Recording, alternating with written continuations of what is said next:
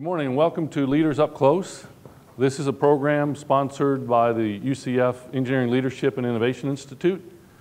I'm Tim Cotner, I'm director of that institute. We thank Duke Energy for supporting this seminar series. Today we are very honored to have Brian Crutcher share his story with us. He's a senior vice president with Texas Instruments.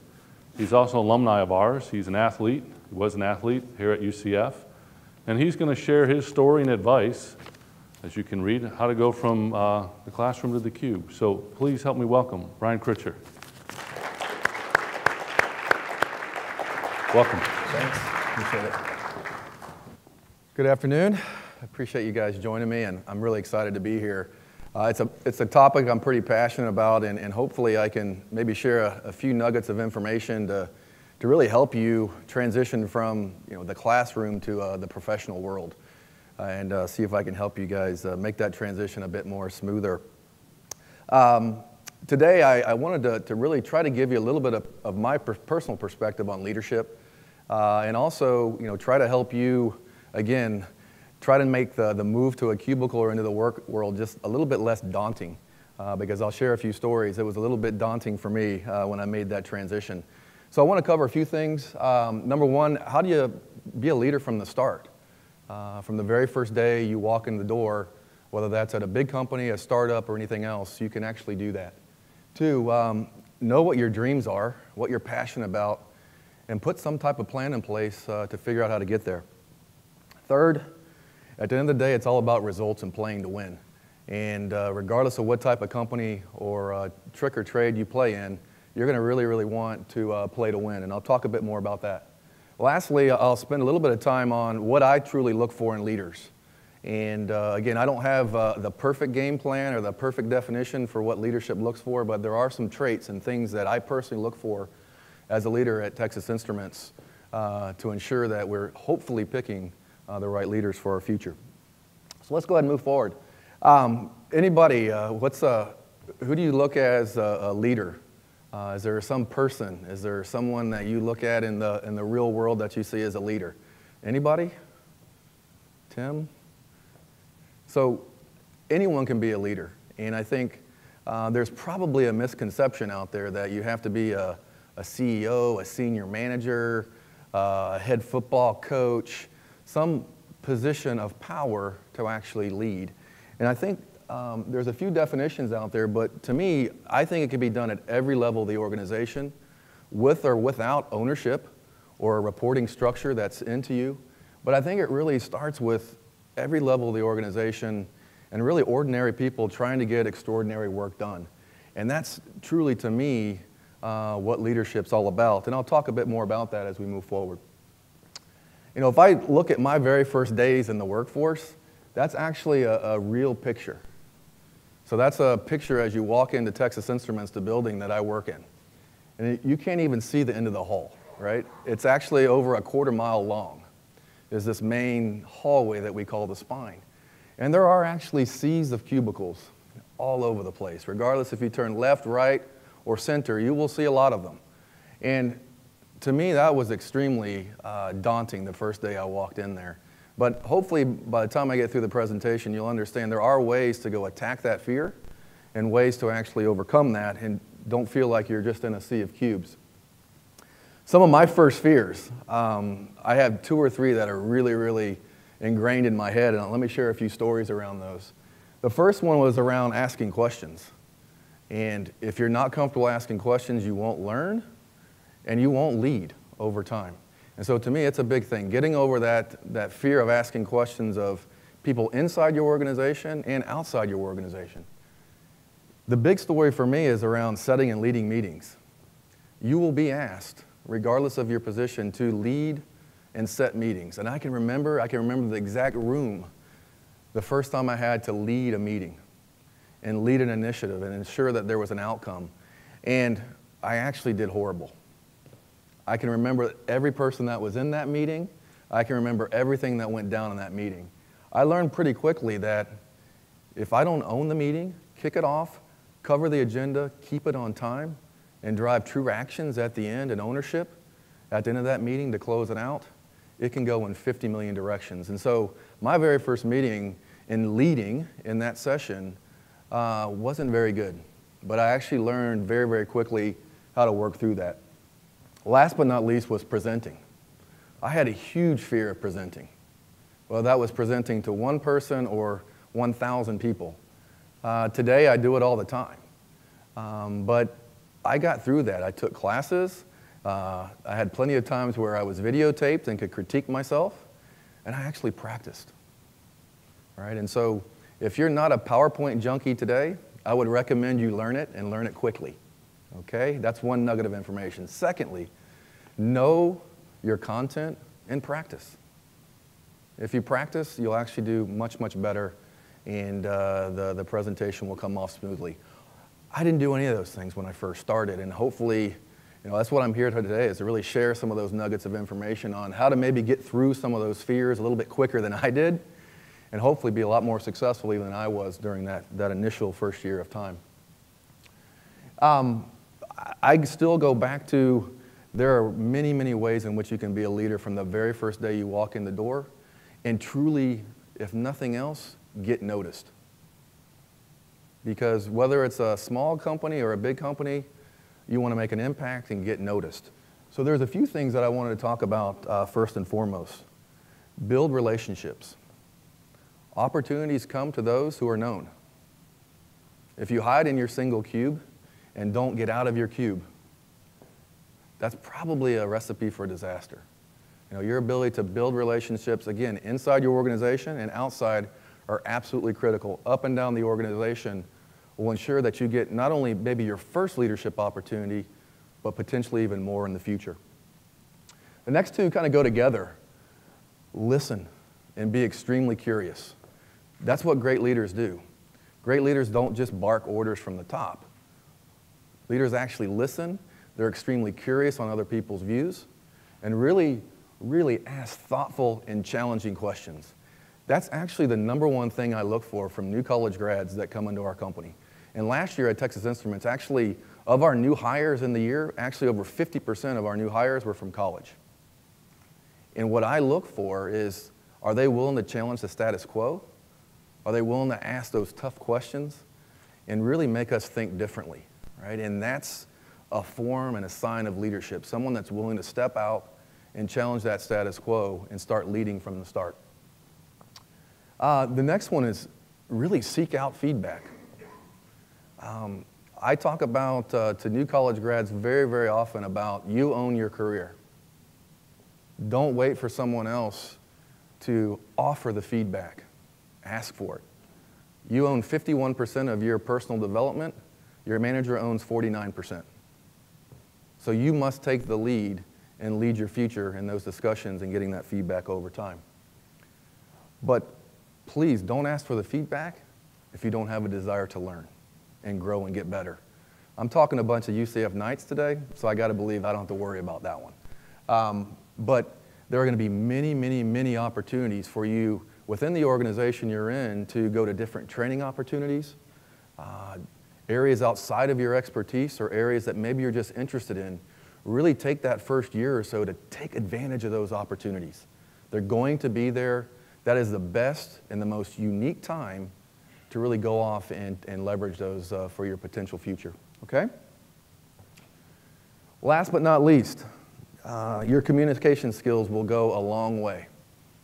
That's written, that's verbal, that's all the types of communication ways that you can use. Please, don't walk into the work world the first day and start using half sentences like you use on Twitter or on Facebook. That communication won't last very long. Be correct, communicate correctly, communicate clearly, and be succinct.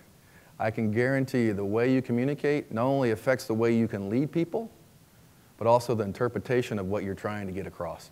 So please really, really think about the way you communicate and practice how you communicate. I actually used to look at every message before I sent an email, and I read it 2 or 3 times before I sent it. Number one is as succinct and as small as I can get it, because honestly today, everybody's on these things. My general rule is if I can't read it within 1 finger scroll down, I'm probably not going to read it for a while, okay? So you have to believe that's kind of the mentality and the behavior that most human beings have today. So really think about how do you concisely communicate what you want, what you need, and what the expectation is from the person or persons receiving that communication. But you will, during that first year, have questions. Am I in the right place? Did I pick the right job? And to me, you know, the way I gauge it is you should be hopping out of bed every day to go to work because you love what you do, you're passionate, and you've got a ton of pride about the company you're working for and the things that you're working on, right? And so if you're not, I call that the 5 snooze rule. And that's not because you stayed out too late, you know, hanging out with your friends. That's truly, I hit the snooze bar 5 times, there's a problem. Okay, so that's one of my nuggets of information. If anyone in my organization, I plead for them to come to me and talk to me about the role they're in if they hit the snooze bar 5 times. Because that means they're not excited to come to work, they're not jumping out of bed, ready to come make an impact at the workplace, and we'll find a different role. So please, don't let that 5 snooze rule go on for too long. Okay, so please, really, really think about it and ensure that you're happy because everyone will be much, much more successful if you're not hitting that snooze bar. Now let's switch a little bit of a topic to, you know, it doesn't matter if you're playing sports, which, you know, I had the luxury to play football here at UCF many, many years ago. And you're probably wondering, man, that guy's pretty small. What the heck did he play? The good news is I was pretty fast. So that helps when you're playing a receiver and defensive back. So I actually played defensive back while I was here. But the fact is, it doesn't matter if it's a sport, an instrument, or even if you're watching the Olympics last week, right? Those guys have a relentless attitude. You know, if I lose, I go home. I have a one shot to make this thing happen. And that's really what I'm talking about when I talk about playing to win. Couple comments here. I talked about developing yourself and you owning 51%. I'd also ask that you spend the majority of your time leveraging your strengths. Make your strengths even stronger. Of course, you can always work on weaknesses and areas for improvement, but as a leader, I'm constantly looking for the strengths in myself and the strengths that I can surround myself to basically cover up those weaknesses and make a great team. So basically having better teammates around me to make us as one whole a much stronger team. The second thing that I look for in playing to win is results matter.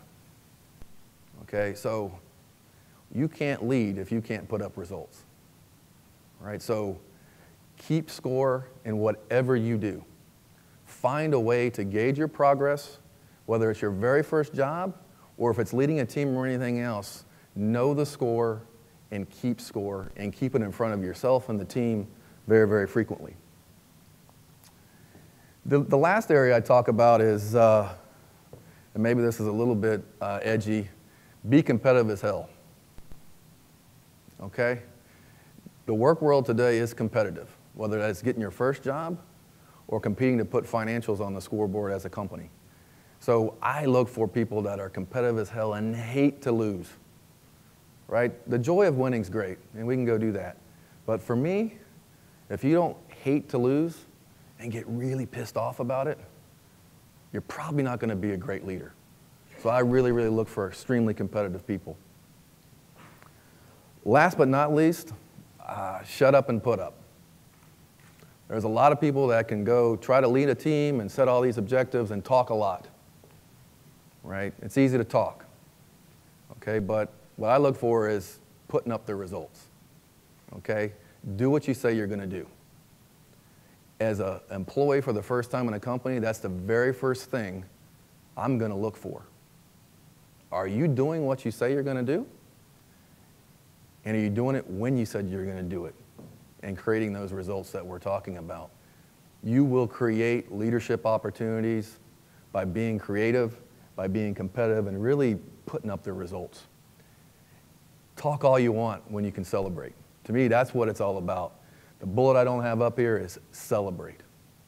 right? There's way too many times, and even today with me and my teams, where I don't believe we celebrate enough. You know, winning's hard. If winning was easy, everybody'd be doing it, right? But regardless if you're at a startup or at a large corporation, find the opportunities to celebrate, and as a leader, they will respect you more by not being a constant driver, but also being able to celebrate the successes along the way. You will build a lot of followership and leadership if you do that, okay? I gotta believe everybody has some passion and pride for some things. Maybe that's certain subjects, maybe that's certain types of engineering, or other maybe business topics. What I'd ask you to do, leaders and employees need to be passionate about some things and ensure your role lines up with that. You won't lead and you won't perform unless your passions and your pride and desire truly, truly line up with the job that you have at hand. Last but not least, on this slide particularly, be passionate enough to take a stand, right? It's very, very easy to walk the middle line, be on the fence, and not share your opinion. That's probably one of the second or third most important things I look for from new employees and potential leaders. Are they willing to take a side, have facts to back up that side, and be really, really, really passionate about that and stick to your guns? So I really, really look for that. I can think back even when I started off as a technical sales engineer, and I can remember about a year and a half in, taking a side in a pretty big forum in front of my manager and my manager's manager and my teammates about where I thought we could potentially invest or put more time and investment in to be extremely successful. And that was actually, at TI, we have two big pieces of our product portfolios. We have analog and digital. And I can remember 15 years ago pushing extremely hard on accelerating our analog position. I'm looking at a fellow TR in the back. It actually wasn't as popular at the time, but it actually allowed me to lead for the first time after that. The good news is I brought up an issue or a problem that I was passionate about, and what a lot of people will do, they'll give that opportunity for you to go lead. So you see this problem, guess what? You get to go lead fixing that problem. So that was actually my first opportunity to go lead a team to go attack the space, the product space I was extremely, extremely passionate about. And so it's okay to bring up issues, areas of conflict, because that actually could be your opportunity to raise your hand to take an initiative or a project to really go prove that out. So that was a great example of where it actually worked for me and enabled me to lead very, very early on and actually make an impact on the company where that product space now at Texas Instruments is the largest that we have in the company, and we're #1 in the world in that product space. So really, really cool opportunity. Hopefully I had something to do with the position that we have today, but it was an opportunity, again, to raise my hand and almost volunteer for that opportunity to go lead. The last area I want to talk a little bit about is know where you want to go, okay? And that may not be the first day you walk on the company's campus or in the company's small office, but what I'd ask you to do is really ask questions and understand, seek to understand where you want to go in the future. Understand your strengths and figure out what your future wants to be. You own your destiny. Don't wait for someone else to do that for you. Within that journey, though, I'd ask that you trust your manager. You know, I can tell you, I moved at Texas Instruments. I physically moved 7 times in the first 10 years of my career. I did that because they were giving me new and different opportunities to lead and do different things, but ultimately I trust my management team, and I trusted my manager who asked me and thought this was a great move for me to go do. I'm not asking you to go move 7 times in 10 years, but I do think it's extremely, extremely valuable to share your plan with your manager, ensure it lines up with your strengths that I talked about earlier, and really have an action plan and a roadmap to enable you to get to that new position. Communicate regularly with your manager and with your team to understand where you stand. Because even a small tweak to your roadmap can make a huge difference and where your career ends up 5, 10, 15, potentially years down the road. So that feedback and understanding if you're still on track, if this still leverages your strengths and truly will make you be the best person you could be at that company, is something you have to share and something you have to have direct feedback around. Because actually later in your career, you will continue to set different visions, different missions, and lead different teams that you're going to need to be able to do that and execute on it, as we talked about earlier. So really a great, great opportunity for you to lead and know your path as you move through your career. This one's a little bit off base, but I thought it'd be something that would be interesting for you to understand. I was pretty naive going out of college and into the work world of what an organizational structure means, how it operates, how they all intertwine, how they affect each other. So I call this topic, Know Your Boss, okay, because there's a few reasons behind that. Know how your boss is measured, and really how the teams are organized. Because if you understand how your boss is measured, you could be completely tied in on initiatives and ensure that your job is actually contributing to the success of how your boss is measured, right? That's a good thing, trust me. Secondly, know what the priorities are for the team and actually get engaged in those. Again, understand how you tie into those priorities, and if you don't feel like you're tied in enough, offer up some of your own personal time to get more involved in those priorities. The more tightly coupled you are to the organization's priorities, the bigger impact you will see, and the bigger impact your boss will see as well, because he's watching those priorities. Know your boss's boss. And that doesn't mean the first day you show up, you go, okay, this is my boss, and who's your boss? Because I want to go meet him. That's not what I'm talking about. What I'm talking about is back to understand where they want to go, where the organization is trying to move, and back to how do you contribute to the organization and the priorities of those folks. And what I was really naive about was not too many bosses make a personnel decision without their boss knowing, particularly putting someone in a leadership role.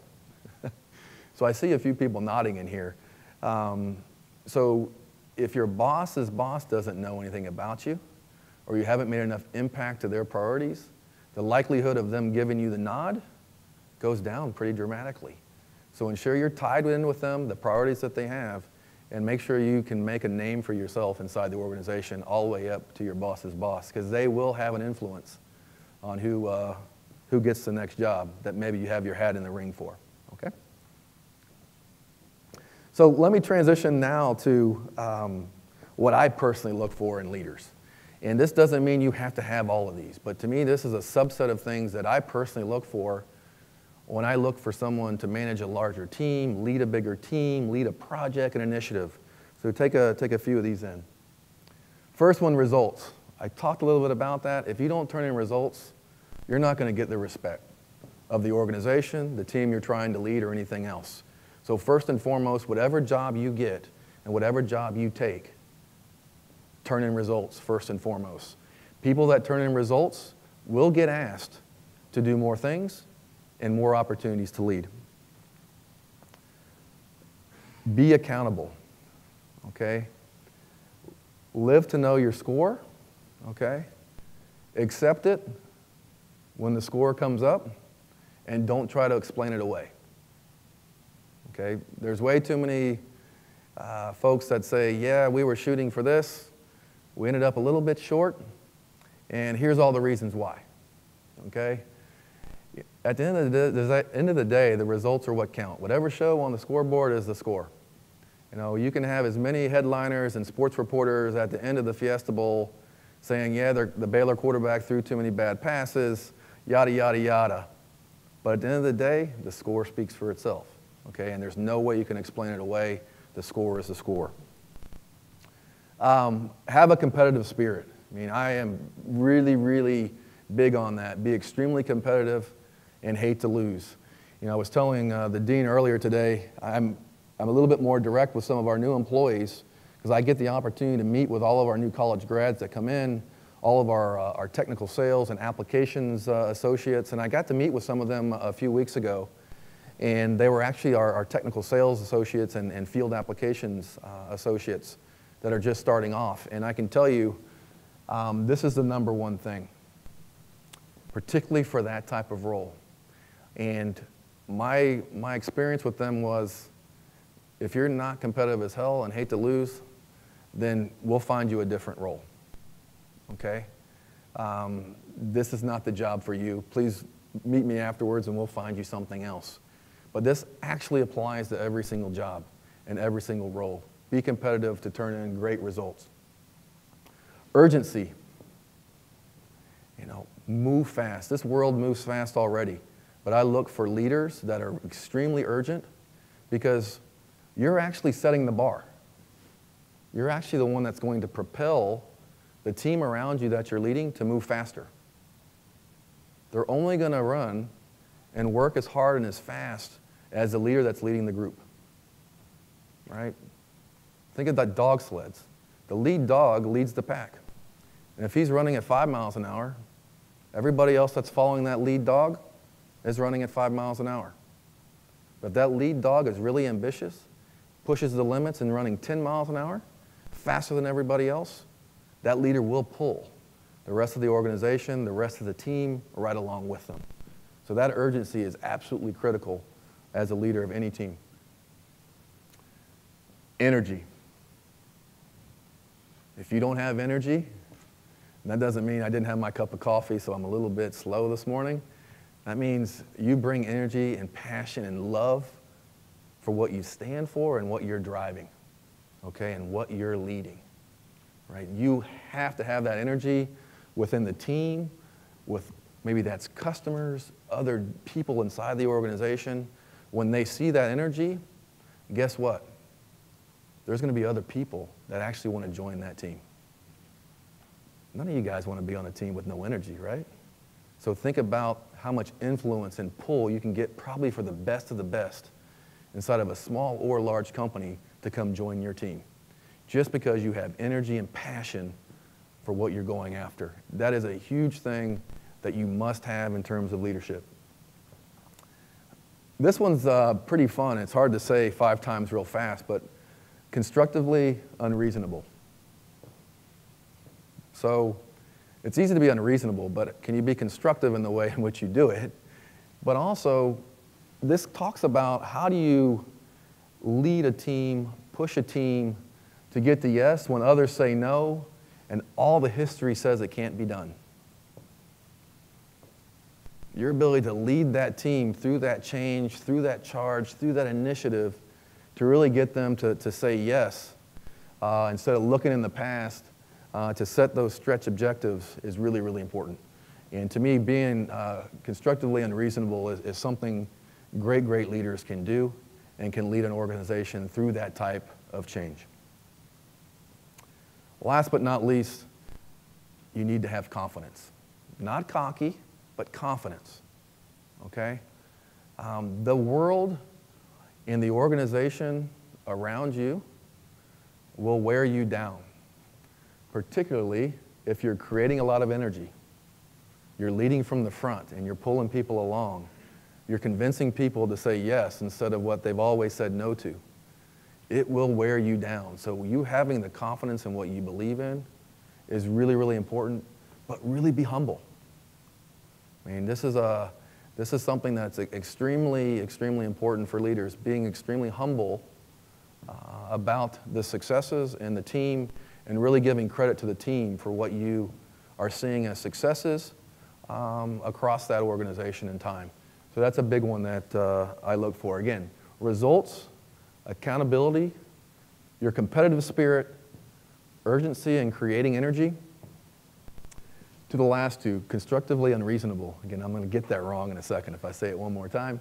And your self-confidence that you bring to the game. All right? So a bit on my journey. As I talked about, I started as a technical sales associate. I actually interviewed on campus right here. And I took this role because of a couple reasons. Number one, it paid pretty well, and I was tired of, scrounging around for beer money and food. Secondly, it lined up very, very well with kind of my makeup. I'd been an athlete, as far back as I can see. I played football here and ran track, and I was extremely competitive. And to me, selling and still being connected to that technology was extremely important for me. And this was a great way for me to get into a big operation, a big corporation, to have many options in the future, but really leverage the strengths that I thought I had coming out of school. And so this was a great opportunity for me. It allowed me to work at a company that's, one of the world's largest semiconductor companies in the world. We have over 32,000 employees in 35 countries and a lot of revenue. I mean, the company's over $12 billion in revenue. So it allowed me to get my foot in the door at a really, really large company. Today, as I mentioned, I've changed roles probably 10 or 12 times in 18 years at the company. Different roles, moved around, and basically said yes to every opportunity that was brought to me. I never said no to anything that my manager, who I trusted a lot in all cases, that brought to me and gave me the opportunity to take. So today I run our analog business. It's a ton of fun. We make a lot of products. Analog might not sound that sexy to some of you guys, but it's a big, big space. I know you guys like to write software and all that kind of stuff, but I stunk at software. We were writing in Fortran back then, and that was not my cup of tea. So going back on the analog side is really where I feel more comfortable. But we really have a great company. They've provided me some really cool opportunities to grow, to lead, and I'm really, really blessed to have had that opportunity. We also, just to close out, we also, as I talked about, have great opportunities, not for just new employees, but all employees, to have a job and learn your craft, but also to have other ways to be able to learn and grow and perform in time. A couple things here. This is a structured program that we have. It's called, get to it, Make an Impact, where we have a structured program for our new college grads that come in. It gives them opportunities to learn, take classes, learn about different opportunities, network, build those relationships that I talked about. So these are all ways in which you can lead and find ways to lead by learning more and understanding more about the company you're working in. So this is a great, great opportunity. I get to speak with all these individuals, and you get to meet a lot of leaders across the company. So it's something that we take very, very seriously inside of Texas Instruments, and something that actually helped me a lot as I was even coming through as a brand new employee at TI. So to close out, and I'll take some questions, remember you can be a leader from the start. There's many, many ways that I talked about that you can lead and find opportunities to lead from the start. Please don't be daunted, if you go to a big company by all the cubes and the hallways and all that stuff. Start with results, start with being accountable and doing what you say you're going to do, and people will start noticing you the very first day you get on the team. Treat it like an adventure. Know where you're going and ask for help along the way. There are so many people that want to help you, coach you, mentor you along the way. Ask for that. Seek it out. Again, you own your training, you own your development. That's something you can go do. Last but not least, I think if you just do half of these things, a few of these things, hopefully you took a few nuggets of information and maybe some of the traps that I ran into over time. Hopefully, you'll take some of those and you'll stand out. Right? And that's the first thing you want to go do as you jump into the workplace, is really find ways to stand out. So hopefully that helps you, and we'll take questions from here. First, thank you, Brian. Yep.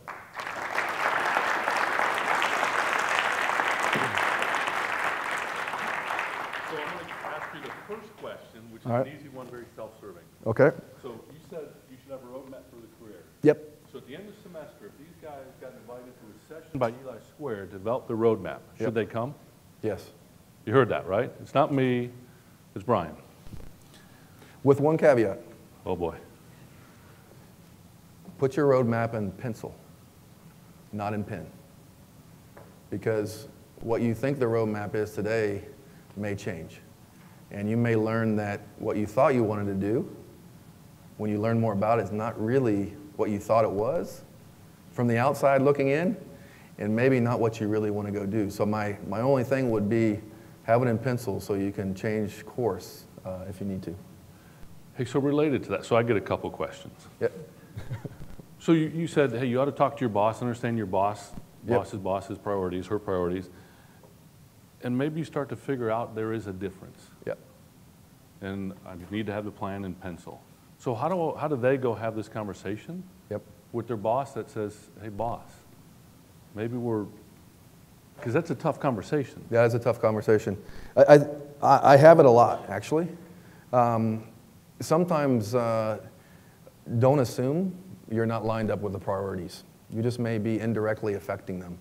So it could be a misconception, and so go into that conversation asking the question, am I aligned with the priorities, and how is my job personally impacting the priorities that you have, to ensure that maybe you're not missing something. The majority of those conversations I have, they don't really understand how they connect to that priority. And if the role you're having is not providing as much impact as you'd like it to have, find ways to continue to do that role. But are there other special projects or initiatives that your boss could have you be on a flex team to start contributing more to other things, which could also lead to another direction, down the road? Okay. One other question then. You started out and you said, hey, when I first job, I was afraid to ask questions. Yeah. Why would you be afraid to ask a question? You're asking questions potentially in a room with teammates that have been doing this for 20 years, 5 years, definitely probably longer than you have. So I don't know about you guys, it doesn't feel great to look like the dumbest guy in the room, right? Or ask a dumb question. The good news is I kind of have call it a 6-month rule. The first 6 months in a new job, you should be able to ask any question you want, whether it's a first-time employee to the CEO of the company. The first 6 months, you're still learning, and you should be asking as many questions as you can. Because I call it the grace period. You have a 6-month grace period to but ask questions that may be crazy, out of the box, and challenge the status quo, or potentially just to learn. So I say a 6-month span is really perfect.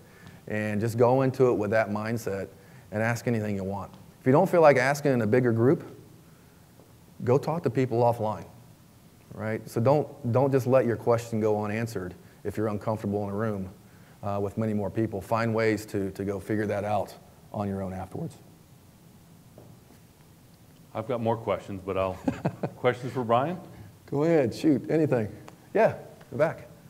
Yeah, well, thanks for coming out and speaking. Sure. Appreciate it. Yeah, no problem, anytime. I have a question about, as an alumnus from UCF, I believe, I took the path of doing development work. Uh-huh. It sounds like you took a technical sales Yep. path. Perhaps you could talk a little bit about, from our perspective, there's really those two paths that you can take. Mm-hmm. So what kind of is your thoughts on, for students here, what path do you take? Great question. So this question was around, if you look at it coming out of school, and even if you look inside companies, typically there's more of I would call it a sales, business, marketing, management track, and then there's also more of a technical ladder track that you can run through from that perspective. I think, to me, at least my position is get in the door with your first role, and really seek to understand really what you want to do over time, back to putting that roadmap in place. You may think you know what it is right now, but make sure it's in pencil, because when you get in, you may find that you like things on the technical side way better, or you may like things on more of the business side a little bit better. I was an okay engineer, but I'm not a designer, okay? I'm not a product developer, but I've learned over time, after running these teams, how to be pretty lethal in asking the right questions and having domain knowledge around those things. So it doesn't mean if you pick one path or the other that you can't be effective leading one or the other, and also being involved in either one of those groups. I also think that there's a bit of a misconception that once you pick a path that you can't change, okay? I've seen many technical designers lead a business. I was actually just at a customer in the Midwest this week with one of the business unit owners that started in design and was a designer, was an applications engineer, and then moved over to actually run a business. And so you can actually leverage from either direction that you come from, you leverage skills and knowledge that you learn. So don't feel like you have to stay on one path or the other, and find ways to get involved in projects that are outside what you do today. So for example, in his case, he's on the design path, find ways to get involved on the business side, indirectly or on part of a flex team, to get yourself more ingrained and moving down that path if you decide to change. To help, why don't you guys step up to the mic? Just a little bit, That's that'll fine. be easier to help That's all right. people here. So you mentioned the importance of having energy as a leader. So when the world wears you down, how do you maintain that energy? Yeah, good question. It's not drinking coffee, although I drink a lot more coffee today than I used to when I started. You know, to me, it's finding little successes. You know, the higher you go and the more responsibility you have, the less good things come to your desk, okay? So a lot of problems land on my personal desk, more than the great successes, but to me, it's understanding, you know, what some of those successes are and celebrating some of those with the team members. But also, you know, I get a ton of energy on fixing things. So it's great when people bring me issues, you know, or I meet with Rob in the back this morning about some product-related challenges that he's having with some of my products. That gives me energy. I like to solve things, I like to fix things, I like to make things better. So those things give me energy, and the more I have of those, the more energy I get. So, you know, you've just got to, it depends on the type of personality. Some people get a ton of energy off a lot of different successes, so you can build those up and get energy, or you can get energy like me off things that are broken.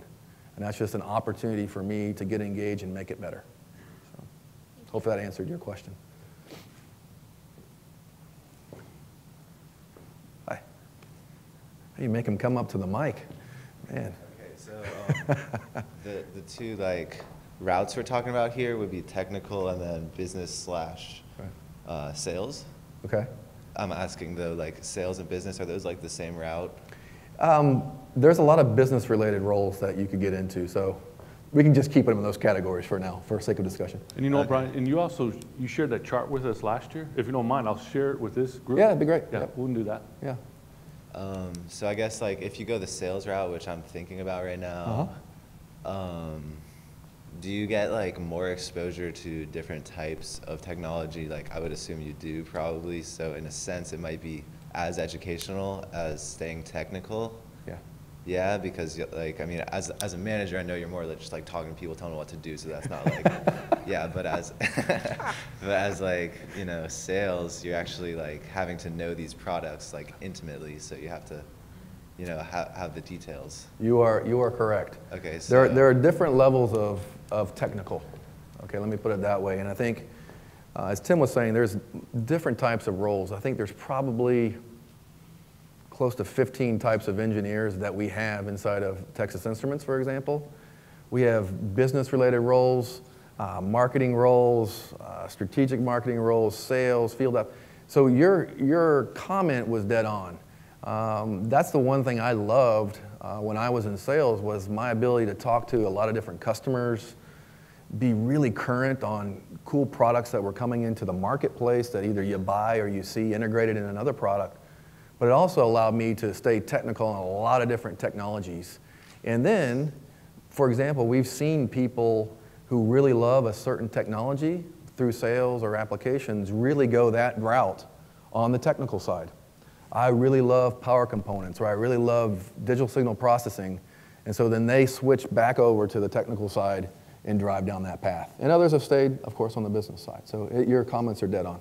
awesome. Yeah, that sounds like a good like career path for me. I was just Yep. trying to get you to elaborate on it. Thank you. Yeah, good question.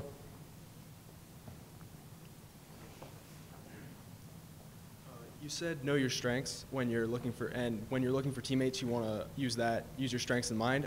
Would you say that's more for improving where you are strong, or finding holes to fill your deficiencies, and kind of to go along with that? Are you also looking for leaders and teammates? Yes. So I would say yes to all, but let me see if I can expand a little bit. I look at it from whether it's a project that you're working on, a project you're leading, or a team you're managing.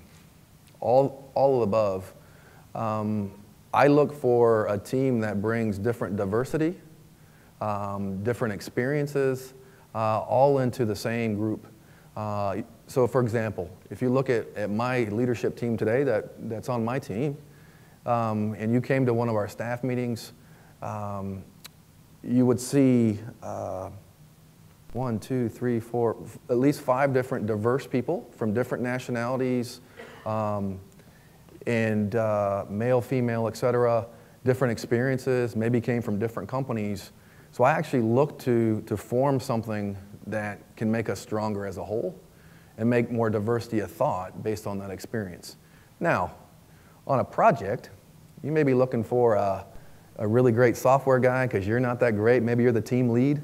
Maybe you're not that great in software like me. So guess what? You know, my best buddies when I was here at UCF were programming guys, right? Because I stunk at it, right? So they helped me learn.